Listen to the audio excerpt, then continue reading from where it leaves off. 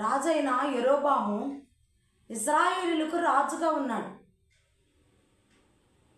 యెరోబాము తన భార్యని మారువేషం వేసి అహీయా ప్రవక్త దగ్గరికి పంపిస్తున్నాడు.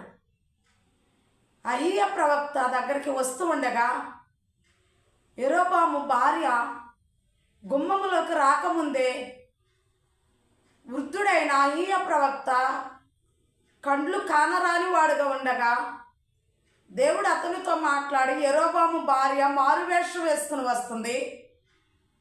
యెరోబాము భార్యతో నేను చెప్పినదే చెప్పు అని దేవుడు మాట్లాడారు.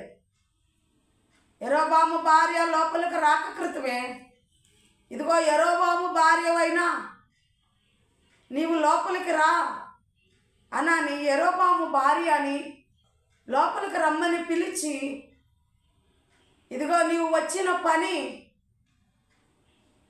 నీకు జయాన్నివ్వదు, నీ కుమారుడు నువ్వు వెళ్ళేసరికి చనిపోతాడు అని అహీయా ప్రవక్తని దేవుడు మాట్లాడమన్నాడు. మాట్లాడాడు. యెరోబాము భార్య సిగ్గుతో వెళ్ళిపోయింది.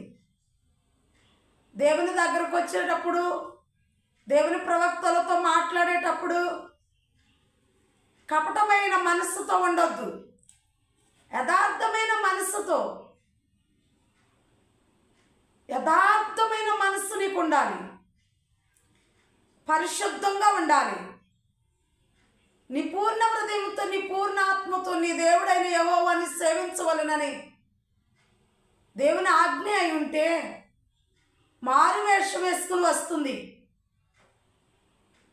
నేను పలానాయన భార్యను, భర్త మారువేషం వేసుకోమంటే భార్యకైనా బుద్ధి ఉండాలి కదా. నేను పలానాయన భార్యను, నాకు ఇలా పొరపాటుగా ఒకప్పుడు నా యజమానుడు రాజు అవుతాడని చెప్పారు. యెరోబాము ఇశ్రాయేలు 10 గోత్రాలకు రాజు అయ్యాడు. మేము అప్పటి నుంచి మిమ్మల్ని మర్చిపోయాము, మీరు సేవించుతున్న దేవుణ్ణి మర్చిపోయాము.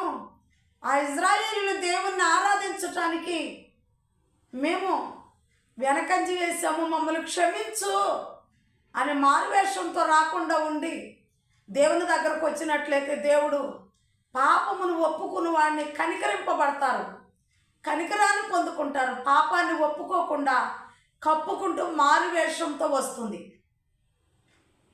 ప్రియమైన సహోదరులారా, దేవుని దగ్గరకు వచ్చేటప్పుడు మారువేషాలొద్దు.